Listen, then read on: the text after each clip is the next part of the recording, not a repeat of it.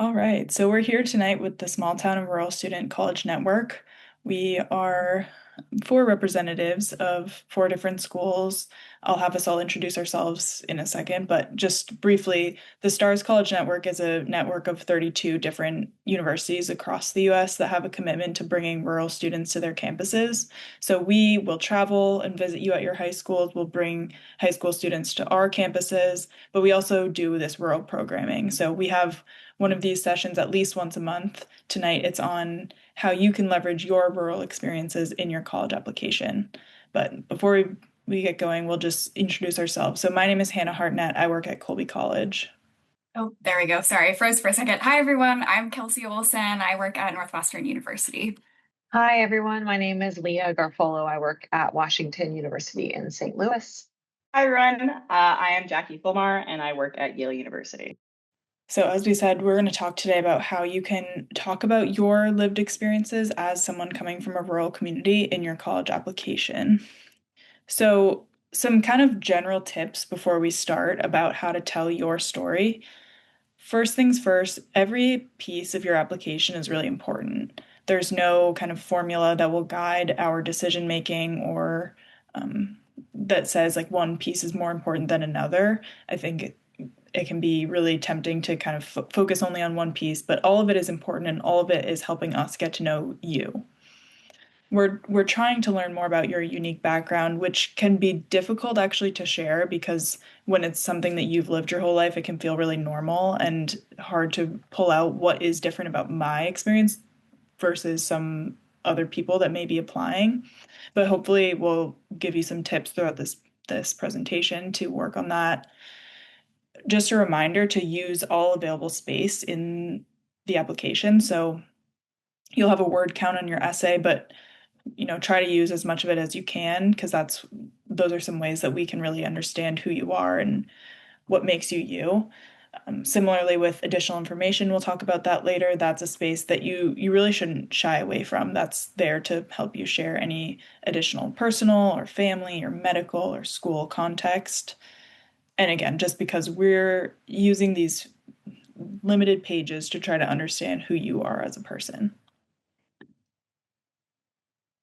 And the pieces of the application that you'll have to do that are personal information. So this is about you, your family, where you've grown up, your school, etc. Academic information, including your transcript and your school profile, which will tell us what you had available at your high school.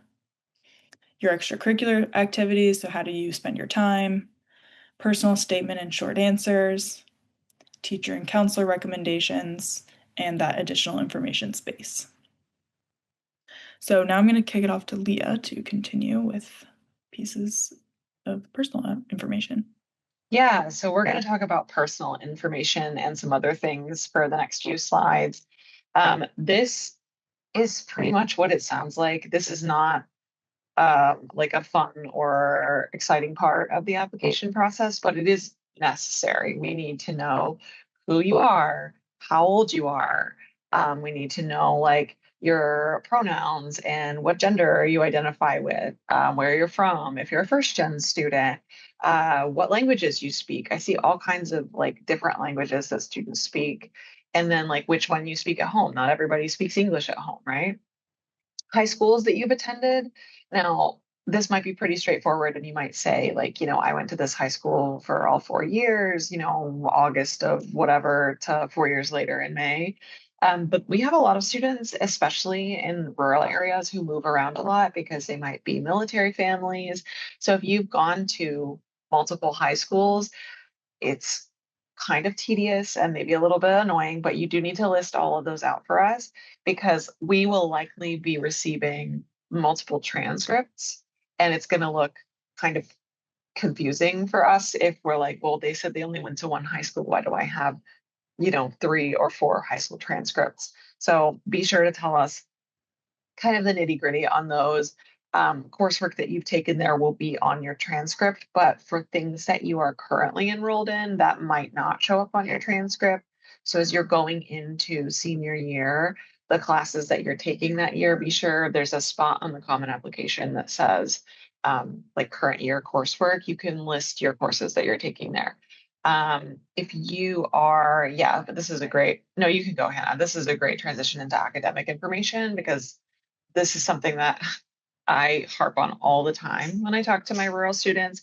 If you are taking coursework at a university in addition to your high school stuff, whether that is like an online university or if you are taking it at like a local community college, if you're driving somewhere, if you are doing that not through your high school, so it's not dual credit, it's not sort of like where the teacher comes to your high school and teaches you. It's fully something that you said, I want to take, psychology or calculus or something like that, and then you took it upon yourself to enroll in that class, you will need to get that course information and those grades from that institution. So be sure that you don't forget to say like, hey, I'm a high school student. I enrolled in a couple of courses with you. I was hoping I could get a transcript for that coursework along with grades, semesters taken, that kind of thing, because we don't want you to have done all of that work and not get credit for it. Beyond sort of that kind of niche caveat, which isn't really so niche in a lot of my rural populations because y'all are resourceful and you're looking for ways to challenge yourselves, but basic kind of like transcript info, because this helps us understand how prepared you are for institutions academically. So your grades are, as you might imagine, really important in this process. So we want to see what kind of grades you're getting, if you're challenging yourself. So if you're taking those dual credit courses, AP courses, or if your school doesn't offer those, if you're taking like the most advanced level that you can. This doesn't mean like that you have to take every single advanced class that is offered to you. If they have like AP studio art and you're like, I want to be a chemist, I'm not interested in that, you don't have to take that class, but try and challenge yourself insofar as you feel comfortable. For standardized testing, so some of us, WashU is test optional, some of us are test optional within the STARS network, but this is important for you to do your research on when you are looking at colleges to apply to, because some schools will consider testing in different ways. There are also schools that are test optional, but they admit most of their class from students who submit testing. So talk to reps about that. Ask them, okay, you're test optional, but how, like, what's the percentage of your incoming class that submitted testing or that was test optional, that kind of thing. Because you want to get a sense of if that is truly important to that institution or not. If you feel like you can do better and it's not like a huge, like a great representation of you as a student, take the test again as much as you like feel comfortable and can afford. Don't take it like, 8 times or something like that, but like 3 or 4 times if you feel like you need to do that, if you're applying to a school that requires testing. Um, Lots of schools will super score, so ask them if they'll super score as well. But we need all of this information so we can make a really informed decision about your level of preparedness for our institution, because we don't want to bring someone, at least, like speaking for our team, like I don't want to bring a student to WashU who is going to like struggle a lot with the academic preparedness. That's not going to be fun for anyone involved, and we want you guys to be successful. Context matters a lot, especially in like rural populations, because I'm from rural Kentucky. I know that our test scores on average are lower than sort of like the national average, right? So a high test score for maybe like a rural Kentucky tester is going to look really different than a high test score for like a San Francisco Bay student who goes to like an independent school. So don't worry that maybe like your testing seems lower to you, or that you don't have as many AP credits offered to you. We are evaluating you in the context of your school and what's available to you. We're not expecting you to do things that you could never possibly like get to because of your resources in the area. For activities, this is one that I think my rural students in particular often undersell themselves. So you are doing probably more than you think you are. Start keeping track as you go through the year. When you are listing your extracurriculars or, ECs as we call them, you only get, I think, like 10 spaces on the Common App. So you're going to need to prioritize.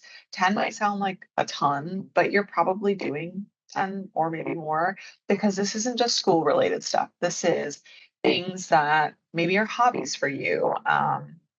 Maybe you have like a book club that you're a part of, right? Maybe you like to rock climb. Maybe you are really like passionately a part of like your church community or your cultural community. These are all things that you need to tell us about because all of like highly selective schools, and I think, yeah, all of us on this call practice something called holistic review, which means we're trying to get to know you in this application process. And in order to do that, we need to know what's going on in your life outside of like taking, however many class periods a day.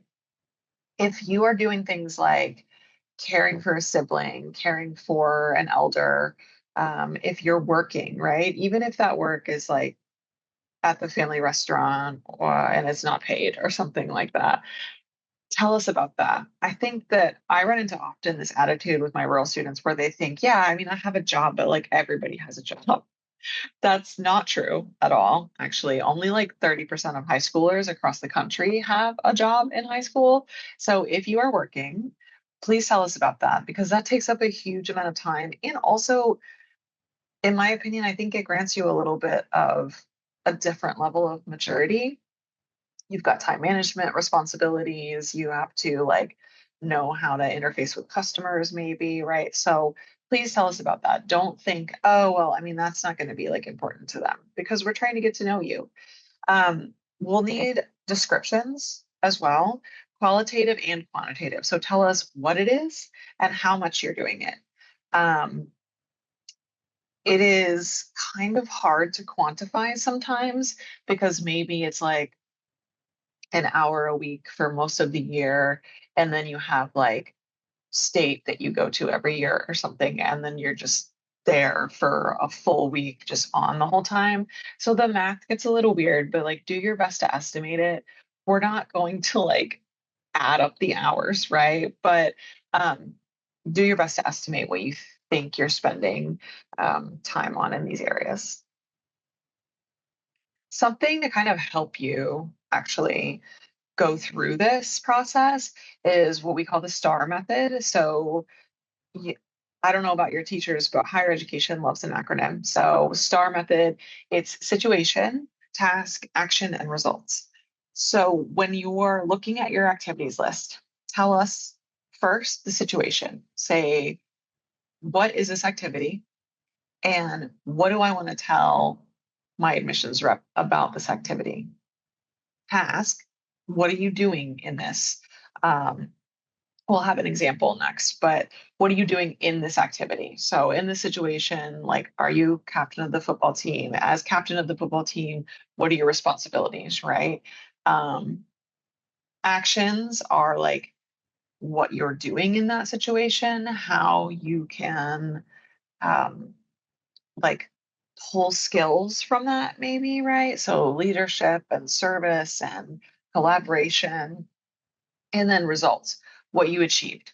So you did all of these things, and what was like the result of it? I see a lot of students who are part of like the Leukemia Lymphoma Society, and it'll be like, I was team captain of this thing, and our charge was to like raise so much money for research. We did that by doing X, Y, and Z, and we raised like, I don't know, $10,000 or something like that. It sounds like a lot of information to cram in, but really it's usually only a couple of sentences.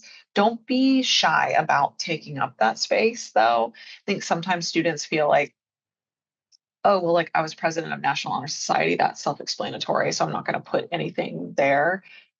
You have the space, so you should use it because I can't keep track of all the things that are like popular in high schools at this moment. So you might come up with a club that like all of your peers are doing, and I'm not going to know what that is, especially if it's something new. So help me out, and give me a little rundown of what it is that you do with that organization.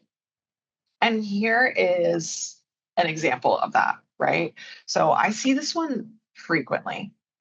Students, especially after COVID, I feel have a lot more home responsibilities than they did before. And I'm not just talking about like you have to walk the dogs or something like that, right? I'm talking about like older siblings kind of being like a third parent, or maybe like grandma has Alzheimer's and is moving in with the family, and student is helping care for grandma. So, this one, your situation would be significant home responsibilities. This person gives us an estimate, right? They're doing this 25 hours a week, all year round. That's a part-time job solidly, and depending on where you work, is edging towards full-time. So the task here, as they explain it, is they're talking about like why they're doing these things, right? So they have to do all of this stuff because their mother passed away, which is awful. I see this way too much during raising season, a parent passing away. Um, and it's just like the student had to step up, help raise their siblings. What are they doing? They're creating routines, right? They're cleaning, they are making sure that things are organized. But also probably trying to help, like they're grieving, right? But also probably trying to help their siblings through the grieving process. That tells us a lot about the student as a person, right? And then actions and results. Here's like the nitty gritty of what the student is doing. It doesn't capture sort of the intangible, like emotional work that the student is doing, but it does a really good job of giving me kind of the nuts and bolts, right? I cook breakfast, I make lunch for everyone, I clean the house, I do the grocery shopping, I make sure my siblings are registered for school, I schedule their doctor's appointment. That I am a parent of two kids. That list is exhausting. And I can't imagine being like a teenager and doing that, right? So tell us about these things because we're ready to be impressed by you. We're going to be impressed by you.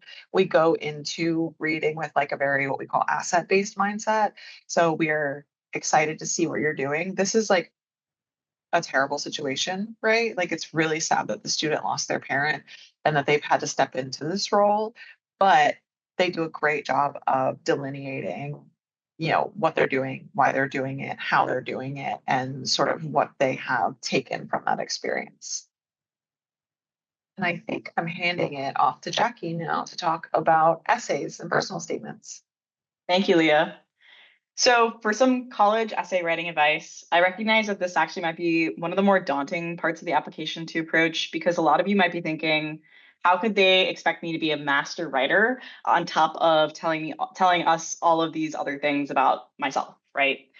The truth is that we're not looking for you to be this master writer. We're looking for your authentic voice. And you're going to hear that word come up quite a bit, but we're looking for your sets of experiences that make you you, ultimately. We're not necessarily looking that you write gorgeously, but this is the part of the application where we actually get the best sense of who you are, what you value, and how you can reflect on the sets of experiences that ultimately make you who you are. As admissions officers, we're looking to admit students, obviously, as Leah mentioned, who can do the academic work at the university, but we're also looking for students who can sort of interact in academic and social settings with other people. We're sort of asking the question, how do you engage with others and how can you share your experiences with other people? Your personal statement you can think of as this sort of proof of concept that once you arrive to campus, you're going to be able to take in new experiences, to be able to self-evaluate after those experiences and reflect on how that will make you ultimately a better learner, a better individual, or a better community member.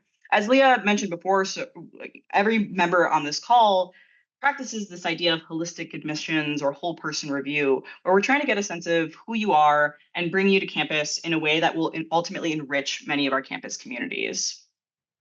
Oftentimes, rural students will choose to reflect on their relationship with their hometown or their relationship with their peers, or how being from a rural area informed their worldview. But ultimately, if that's not authentic to you, you can choose from a variety of other topics as well. My best piece of advice ultimately on a personal statement is to lean into an event, a challenge, or a journey. Don't pick too many things to cover because, as Leah and Hannah mentioned earlier, you really have 650 words to work with, and you want to maximize your use of the space. And if you're not giving yourself adequate space to actually reflect on your experiences or talk about why something was important to you, you're not going to get across that sort of reflection or insights that we're ultimately looking for in a holistic review process. The best essays aren't because you picked a hyper-specific topic, but instead it's because the student showcased self-awareness in their pieces and in how they interacted with their topic. So as I sort of talk about supplemental essays, these are a little bit different from a personal statement because in your personal statement, right, this is a pretty broad, you can pick from a broad variety of topics and really choose anything that feels true to you and what you want to convey. But the supplemental essay is a little bit different because we're asking you a very specific question, right? We're trying to elicit some type of answer from all of the students that we asked this question of. So as an example, Yale asks a question that directs students to sort of tell us about a topic or an idea that excites you. And the key word here is excite. It's not about necessarily accomplishment or acclaim or an award that you won in that field, but rather like the idea that this topic is super exciting to you and it's compelling to you. And we as admissions officers want to hear why it's so interesting to you and why it ignites your curiosity for the topic. The same goes for prompts about community. We're asking you to be reflective about how these communities have impacted you, not just that they have impacted you. This is our best way of projecting, how you will be impacted by our campus community spaces or by our resources on campus, which in turn is how we define this idea of fit on our campuses. We're trying to get a sense of who you are and what spaces you'll slot into and how you'll contribute to that overall campus ecosystem. So one of my big recommendations would be to pay attention to wording. It's also why why school essay might be worded differently from school to school. You'll often see students, try to use like a template essay that they'll use for both aspects of both. They'll try to use for multiple why school essays. And oftentimes that might be a little bit of misdirection because the schools might actually be wording those essays slightly differently to elicit a different answer from students. So a couple of tips, I've touched on a couple of these before, but definitely stick to your own style. You should absolutely go to any mentors, English teachers, counselors, whoever you have available to you to take a look at the essays and sort of get that outside perspective, but ultimately stay true to what you want to write about, right? You should also be able to explain clearly what you're trying to write about. So that is why sharing with a third party is often really helpful because they can help you understand, okay, does what I'm trying to convey actually make sense? And if they don't really understand what you're trying to get at, that's when you can go back and think about editing the essay in order to make it more cohesive or sort of more clear-minded. A couple of other things. So I already touched on the idea of, don't list basic facts in your essay. These facts should be, you should really be reflecting on your experiences and thinking about how these have really impacted you. My last sort of piece of advice and going into this idea of choosing your own style is, we say the word authenticity quite a bit when we're talking about college applications and the holistic review process. But the reason authenticity shows up is not because we're trying to be corny to all of you. It's instead because I think that students are just naturally way more excited to write about topics that they're interested in when it's something that they actually want to talk about, right? Think about it this way. If you're, interacting with your friend and you're really excited about a class and you're sort of lighting up because you're so excited to talk about the topic that you just learned about or to talk about something that you're really passionate about. Whereas if you're presenting in front of a class because you're forced to present on the topic, you don't actually, you might be despairing about what you want to say. You might not actually look forward to that presentation. You might be searching for words in a way that might actually translate to some sort of writer's block when you're writing your college application. So I would recommend that you lean into the former, really lean into writing about topics that you're truly interested in writing about and that feel true to you, because those are ultimately going to be, you're going to just naturally write a much better essay as a result of that.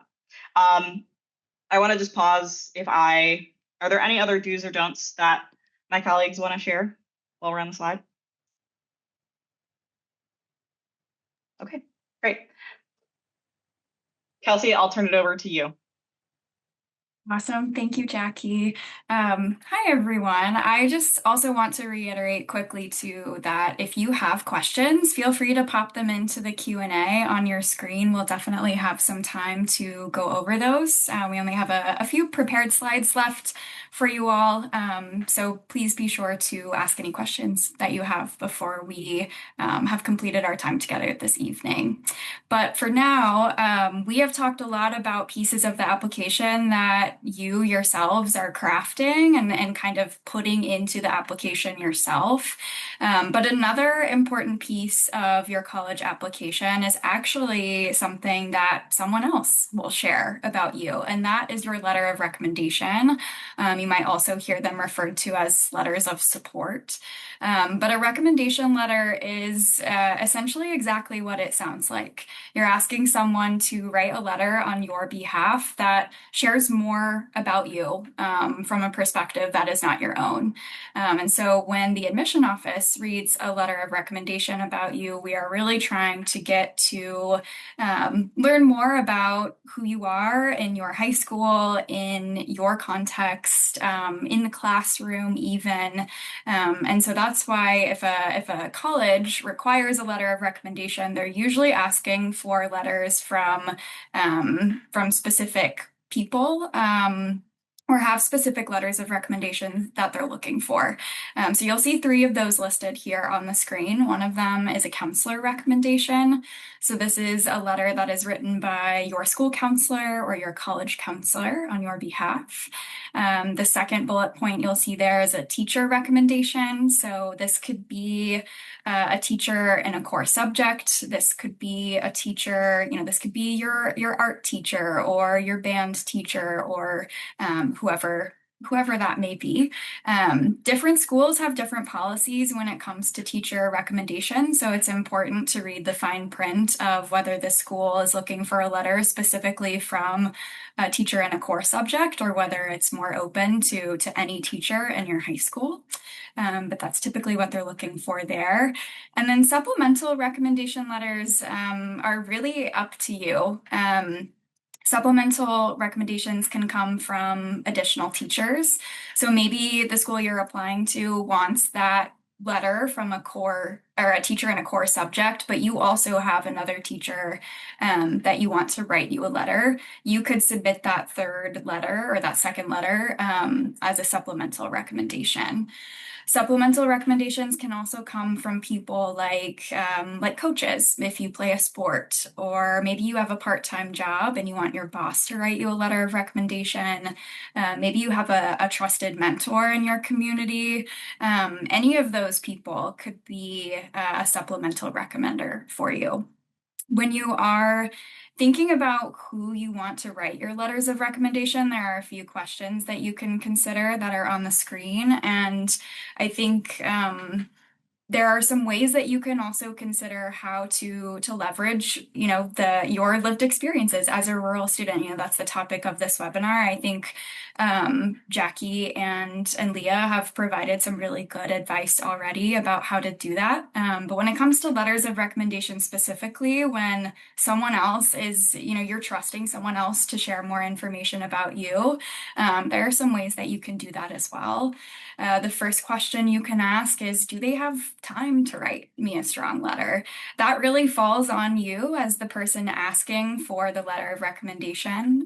You can make sure that you are giving your recommenders enough time to write you the letter that you would like for them to write. How well do they know me is another good question to ask yourself. An example I always like to use is, maybe you're a student who knows you want to apply to a math major and study that in college. And so you might be thinking, I have to have my math teacher write me a letter of recommendation or else my application isn't going to be as competitive. But if all your math teacher can say about you is that you got good grades, you got all A's and turned your homework in on time, that's not really sharing much about you with the admission committee that we don't already know, because we would see that on your high school transcript.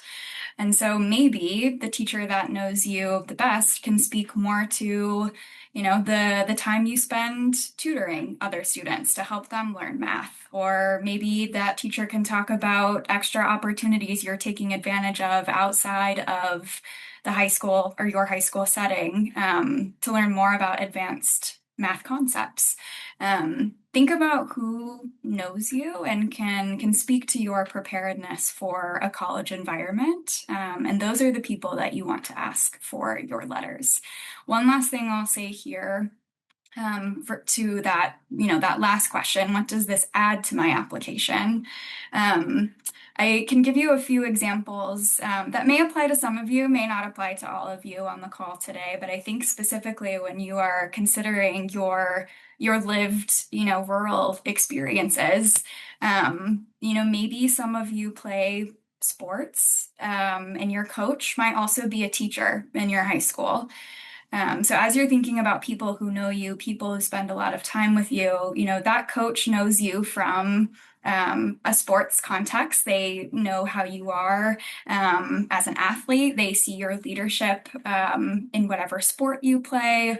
They know that maybe you are driving upwards of 1 to 3 hours sometimes to compete against another school in your district on a school night. So they know that you are good at balancing your time. They know that you are adaptable and devote a lot of your time towards the things that you're passionate about. And then on top of that, they also know you in the classroom because maybe they teach a subject that you are taking in high school as well. So that's one way to leverage a lived experience that you might have. Another way is, I think Leah talked a little bit about this earlier, but if you have a part-time job that you, maybe you're working with a family business, maybe you're working somewhere locally within your community, maybe you're working to financially support your family. It could be any and all of the above type of scenario, but that demonstrates a lot of strong work ethic and financial responsibility and maturity that I think any of us would be very grateful and lucky to have on our college campuses. And I think there are so many more examples that I could share in regard to like who you know in your community who can speak to how your strengths translate on a college campus. So I'm happy to kind of speak more to that if we have time at the end, but we can go ahead and go to the next slide and talk about the additional information section, because this is also an important piece of your application. And before we kind of dive into this, I do also want to share that on the Common App, there is a newer section called I believe it's the Responsibilities and Circumstances section that appears as you list your activities. That ties in really closely, I think, with the additional information section. It allows you to check a certain number of boxes that apply to your circumstances. So, for example, one of them is a commute of more than an hour, to school. So that is a box that you could check that would automatically show the admission committee that you are spending a lot of time in the car, going back and forth to school every day. And that's more context that we would have as we review your application. I think other check boxes include working to financially support your family, spending a significant amount of time doing work on a family farm or a local farm in your community. There are several check boxes in that section, but that's something to keep an eye out for as well on your application. And then if you wanted to explain anything in more detail, whether it's a checkbox that you checked in that section I just shared, or maybe you followed Leah's STAR example and you want to share even more about an activity that you put on your activity list, the additional information section is a good place to do that. It's a place to share information that isn't shared anywhere else in your application. Some examples could include extenuating circumstances circumstances in your personal life that have affected your academic performance or your ability to participate in any extracurricular activities. Um, I just mentioned providing more details about an activity that's important to you. If you are at a high school that doesn't offer any AP classes, but you are self-studying to take an AP exam, the additional information section is a good place to let us know about those types of things. If you have scheduling conflicts within your high school and taking certain classes, you can also share that in the additional information section as well. On the admission side of things, it just provides us with more contextual information we wouldn't otherwise have. And it also ultimately allows the admissions committee to make a better informed admission decision. So at the end of the day, I think it's just important to remember that we do care very much about any circumstances that may have influenced the materials you're submitting as part of your application. So I can't remember who said it earlier, but one of my colleagues mentioned taking advantage of all the space that you have available to you within the application. Hannah, I think it might have been you. And so I echo that advice and just encourage you to share those types of things because they may seem normal and part of your everyday lived experience, but we don't know that on our end. So it's a good idea to share those things as part of your application. I believe that is all that I have on these slides. We have plenty of time for questions, so I think we can pivot into some of the questions that we have in the Q&A. I think Jackie, Leah, Hannah, you guys have spent more time in the Q&A than I have in the last few minutes. So if there are any that you all think we should dive right into, I'm open to you all sharing while I take a peek. I think Leah picked out a couple good ones. We had one from Carter that asked, or sorry, we had one from Declan maybe, who asked, what goes through your head as you evaluate a rural applicant? This is their attempt to stand in our shoes. Yeah, I liked this question. I think for me, at least, I mean, I don't look at a rural applicant and say anything in particular, right? Like we flag ours, so I don't see a rural application and go, whoa. But it's part of sort of the puzzle. And so I say, oh, okay, the student is rural. They may have, limited access to extracurriculars. Their class schedule might not be as rigorous, but that's not always the case, right?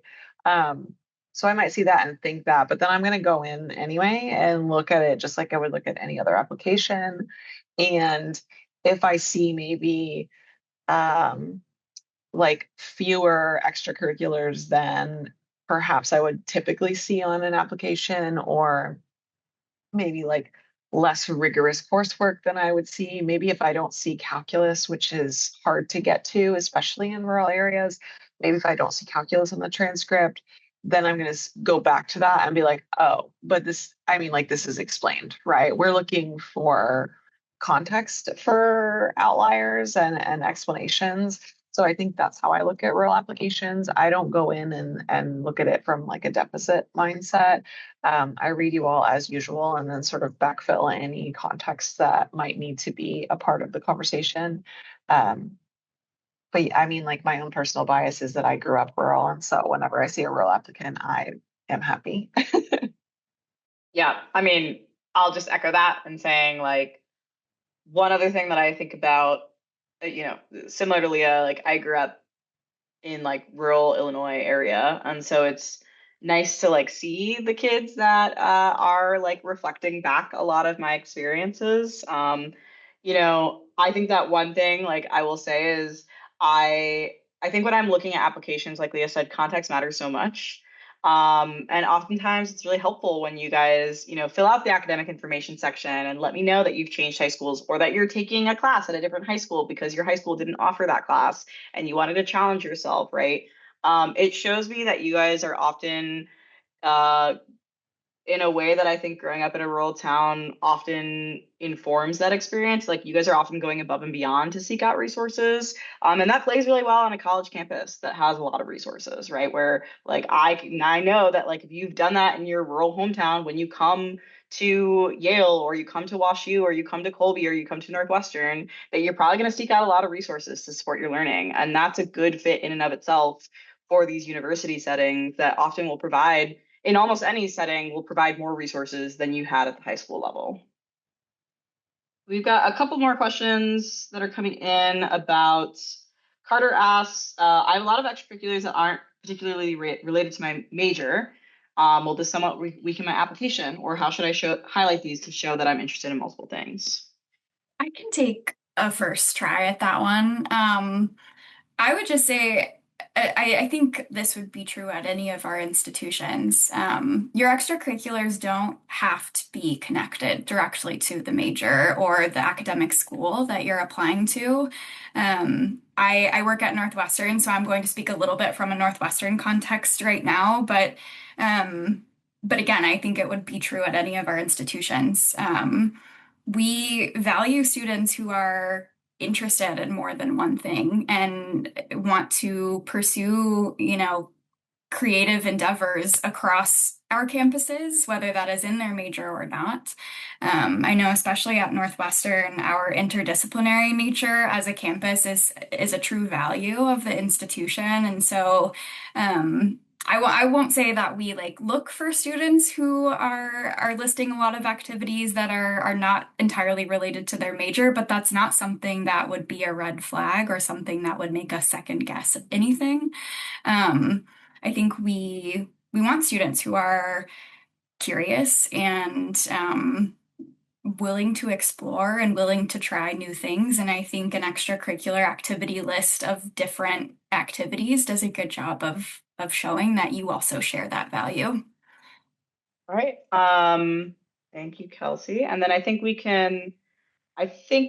Sophia asked a question about, can you talk a little bit more about the selection process inside the colleges after they receive the applications? Anything that you're able to share would be appreciated. I can take a try at this one. I think that every institution does it differently. So, I think that's largely an unsatisfactory answer, but I think our institutions all evaluate applications differently. It's part of what makes holistic review holistic, and that, the institutions themselves are picking for a level of fit and they've designed their processes in different ways. I think that, can I just get a quick survey from the crew? Do you guys all use geographic reading? Geographic area officers ish. Leah, do you want to? Yeah. Yeah, so for us, we call them territories, Mm-hmm. because they're mostly states, but sometimes you get like a piece of the state. Mm-hmm. And so I read all of my Mm-hmm. applications that come in from where I'm from or where I'm recruiting from. But I also will read other AOs because there are folks like who recruit in Chicago and folks who recruit in like the San Francisco Bay Area and LA who just have so many applications just Mm-hmm. from one city that they can't read them all. So I often read, like, I read mine, I finish them a little early, and then I'll often read LA, Bay Area, Chicago, that kind of thing. But we typically read by geographic area. Yeah.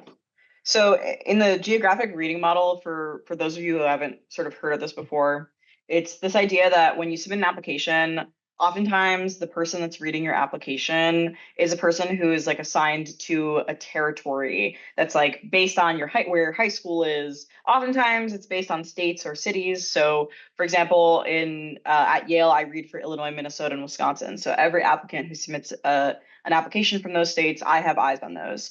And so part of my job or part of my role with Yale is on the contact side of things to understand the high schools within my territories, but also to do a lot of the high school visit travel, in addition to understanding the unique academic programs or extracurriculars that might be available in that high school setting.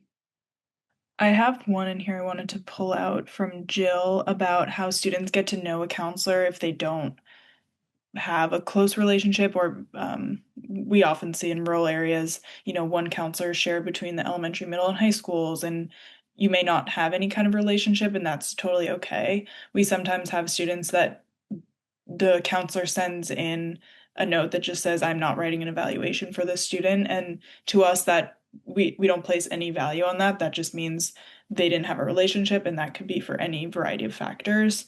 So that's one thing. Some students just don't send in a counselor letter, or the counselor doesn't write the letter for the student. Something else that many guidance counselors do is something called like a brag sheet, or there are probably different terms for it, but it's a form that the counselor has students, or even the students' teachers or their families, fill out, where they can talk about anecdotes that they, or qualities or activities that they might want a counselor to share about in a recommendation letter. So that's I'm not sure if this is from a student or a counselor, but if it's a student, something you could provide for your counselor, or if you're a counselor, you could ask that of your students. Prabhat asks, should I put that I'm a member of the STARS network in the additional information section? I think so. I don't know if we all did this similar, so we might all have to answer separately, but we pull like rural data into what's called dashboard. So when we open up your application, it gives us kind of like a TLDR of demographic info. And if you are rural, it'll say like in red, rural. And that means that you're part of the STARS network, right? Like you don't have to join anything or be a part of anything. You just have to live where you live. And we'll know that based on like that personal information we talked about when you fill out all of your home address and whatnot.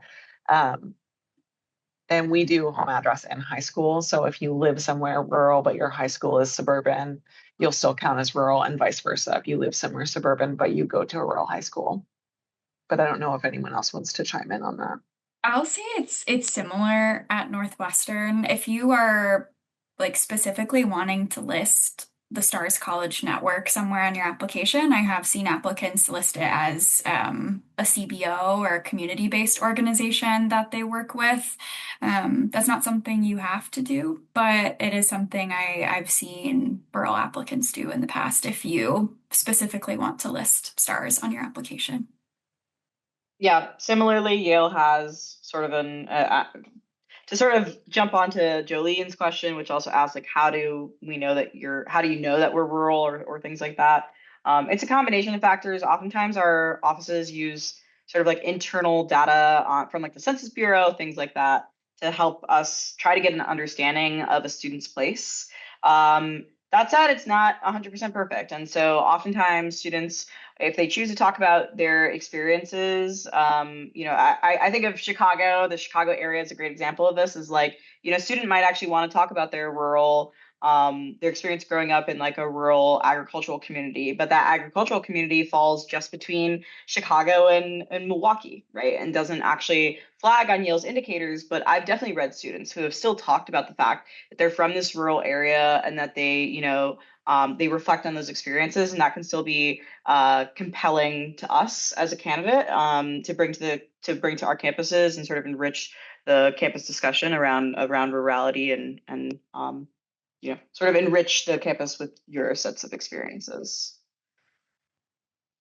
I'm seeing kind of a general trend of maybe some concern around extracurriculars, whether it is I don't have a lot of them available to me, or whether it is like, I work a few jobs. Should I put those in one sort of line to save space?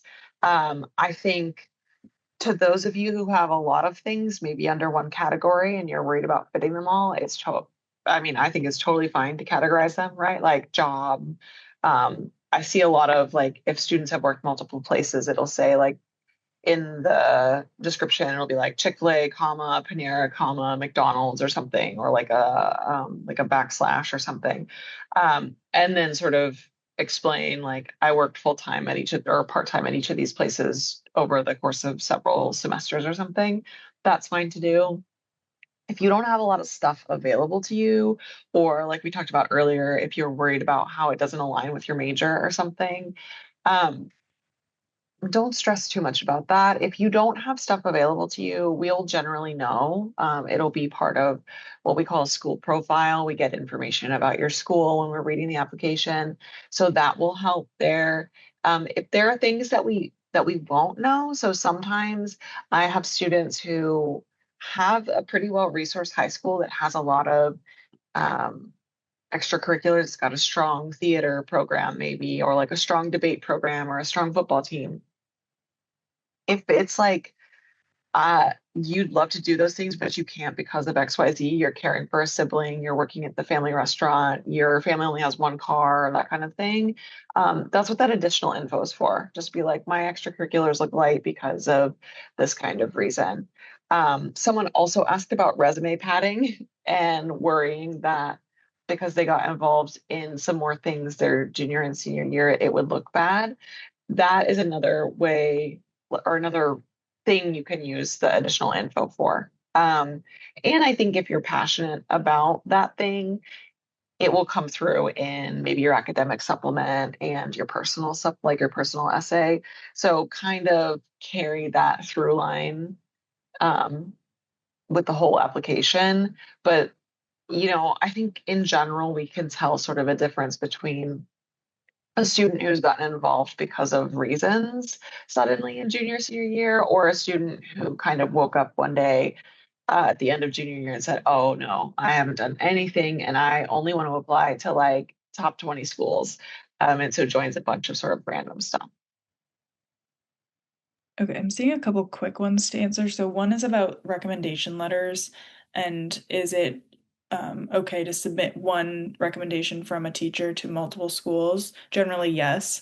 The one thing that I would just say to make sure you look out for is some schools will want recommendation letters from certain teachers. So they might want junior and senior year teachers, or they might want them from, if you're applying into the engineering program, they might want it from a STEM teacher. So while you can submit the same letter to multiple schools, you might just want to make sure that you're meeting the requirements of the specific schools, because different schools may have different requirements. I am also seeing a couple of questions in the Q&A about essays and topics and whether specific topics are more appropriate than others. And I think at the end of the day, I think it's important to consider your college essay as, I always like to describe it as like your handshake to the college that you're applying to. It's the first impression that you're making, because a lot of the time, and probably 99% of the time, we haven't had the chance to meet you in person or have an in-depth conversation to learn more about you outside of your application. And so this is you kind of deciding what you want to share with us about who you are. And so your essay doesn't necessarily have to be, I have a colleague who will say, like, your essay doesn't have to be a deep, dark story. If that deep, dark story that you have is integral to who you are and how you have grown as a person and how you see yourself engaging on a college campus, I think it's absolutely okay to write about that deep, dark story. I would just encourage you to frame that in a way and make sure you share how you grew from it and what you took from that experience and how you see yourself growing as a person on a college campus as a result of that, if you do choose to share a deeply personal moment of your life. But know that it doesn't have to be, you don't have to share that either if you do not want to. I don't know if any of my colleagues have anything else to add there, but that was something I was seeing in the chat about essays. I thought that was great, Kelsey. Something else I noticed too, and I don't know if anyone answered it yet. A great question about if our universities offer fee waivers to rural students. That might look a little different for all of us, so we all might have to answer here. But at Northwestern, we offer a fee waiver to anyone who requests one or who indicates that they need one. It's just something that you do yourself in the common application, and indicate that you would like a fee waiver, and you get it automatically. So that's how we approach it. But you all feel free to jump in here too. We do the same thing. You just like check a box saying that you need a fee waiver, and we don't like track you down or anything. We're not the IRS. So if you don't want to pay $75, then go for it. If you're applying for need-based financial aid with WashU, which like most of our applicants are, you automatically get a fee waiver anyway. So yeah, it's pretty straightforward with us. Yep. Yale is the same way. You just check a box. We're not gonna double check anything. And Colby's free for anyone to apply. You don't have to check a box even. Okay. So this might be our last question. I'm not sure, but Jolene asks another one here that made me giggle. What she says, what are your major pet peeves or turnoffs when you read a college application? And then they say vent away. So what do we think? What are our pet peeves? Oh, wait, Go I ahead. have, okay. Please, please don't put your Common App essay in a giant block of text, okay? Just because it's so hard to read. So I don't like, you don't even need to do anything fancy. Just hit that like enter button, enter button, tab between paragraphs, because it happens every year. I'll see multiple of these where I open up the essay and it's just this huge block of text, and it's usually bolded for some reason. I don't know. I'm blaming Common App. I think it's a Common App glitch. But it doesn't happen that often, so I'm not sure. So if you could just try and format your essay just a little bit so that it doesn't hurt my brain to look at it, that would be great. But like, you know, that's the main thing that occurs to me. That just hurts my little eyes. You know, I've got a pretty serious prescription here, so help me out. Yeah, one of my pet peeves is on just generally I don't love to see like a student who, okay, like I was sort of touching on this with the essays. Um like oftentimes I think students are like, "Oh, I have to like talk about every single I wouldn't call this a pet peeve. It's like sort of like a I'm reading this and I'm like, "Oh, dang it, the student sort of missed an opportunity here." Where I think that sometimes students will like list out their experiences or sort of just like they'll take, let's say, like their extracurricular section, and they'll almost just like the first item is the first paragraph, the second item is the second paragraph, things like that.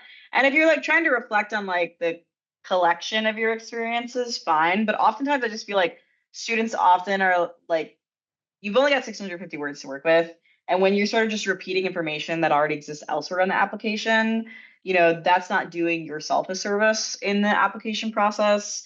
um I think I just like want to emphasize to all of you, oftentimes when we're reading your application, we're reading like an entire PDF.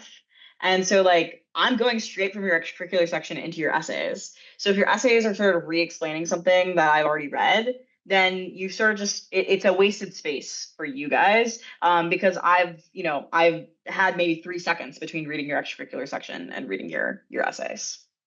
Oh, go ahead, Hannah. I saw you come off mute first. I was actually just gonna wrap up. So if you have one thing to add, we can. Oh, I was just going to say, kind of in the same vein of essays, please, please, please, if a school is asking a supplemental, like, why us question, change the name of the institution out. If you're going to write the same thing for each school, at least change the name of the institution out.